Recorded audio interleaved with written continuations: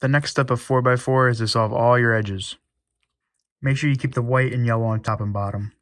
So the general idea is we're going to take our middle centers, we're going to break them apart to make our edges, and then we're going to replace those made edges with edges that haven't been made yet to fix our centers.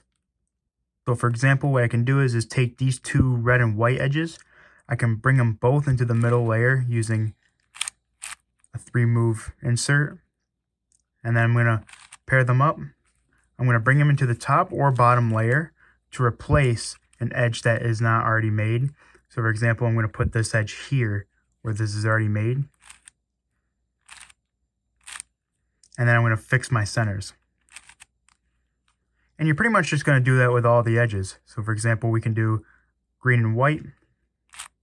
I'm going to actually bring it into the layer first, pair them up, and then I'm going to insert it into the top here. And then I'm going to bring my edges, or my centers, back together. Our next one, we can do these two, which are already in the middle layer. I can pair them up. I'm going to replace this. I'm going to replace this edge with this edge. Fix my centers. Then I can do this one here. I'm going to do yellow and orange right here. So I'm going to insert it into the middle layer, pair them up, and then I'm going to take this edge and replace it here with this edge, and fix my centers. Now once you've gotten to a point where all your edges or all your top layer edges are made, just flip your cube over and we're going to start filling these ones now. So we're going to take yellow and green, we're going to pair them up, we're going to replace it with an edge that's not made, fix the centers, and we can move on to another one. So we can do this one, red and blue, and we're going to replace it with this edge. So now I've gotten to a point where all of my centers or all my edges are made and put into the top or bottom layer. So now we're going to use a flipping algorithm that goes like this.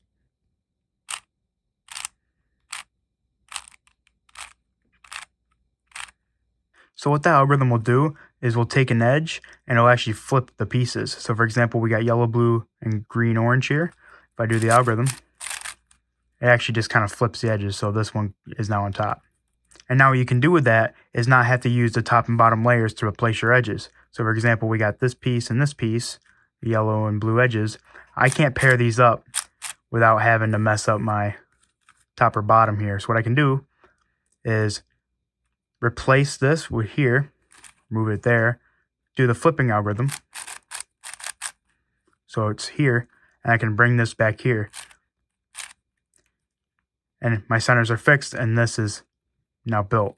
So I can go around the rest of these 4 edges, or the rest of these 3 edges, and kind of do the same thing. So here, where I could pair these up, I can't replace them with anything. So what I can do is do the flipping algorithm, and now they're kind of in the same layer. Now I can bring this to here, and then when I do the flipping algorithm, it'll bring that here, and I can bring it to here. And my centers are built. Our last 2 is here. So I could take this orange, replace it with this orange, so I'll cover that other orange algorithm, and then I'll bring it back. Now all my centers are built, or all my edges are built, and my centers are still built. Now you can end up with a case like this for your last 2 edges where these are opposites of each other. So all you need to do for that is do the flipping algorithm once, and then you'll get this, which is what we had before. And so this is the main reason why you want to know how to solve 3x3 first, because now the rest of the steps are just solving the 3x3, however method you want to do that.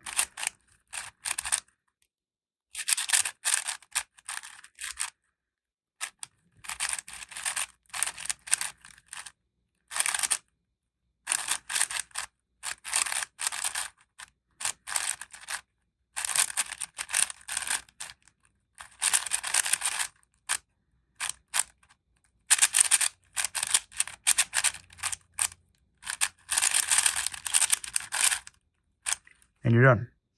So while solving the 3x3 stage of your 4x4, you can run into some issues like these two cases. These are what we call parities. Now, there's an OLL parity if you do CFOP or the beginner's method, and there's PLL parity. Now, for roux or corners first or any other method, I don't really know what they would be called, but they're still parities. Now, it's where one edge, so for example, we treat two pieces, like these two middle pieces as edges, and we treat these four as centers. One of them will have to be flipped. So for example, we have this one during OLL and this one during PLL, and these are how the algorithm gets to go.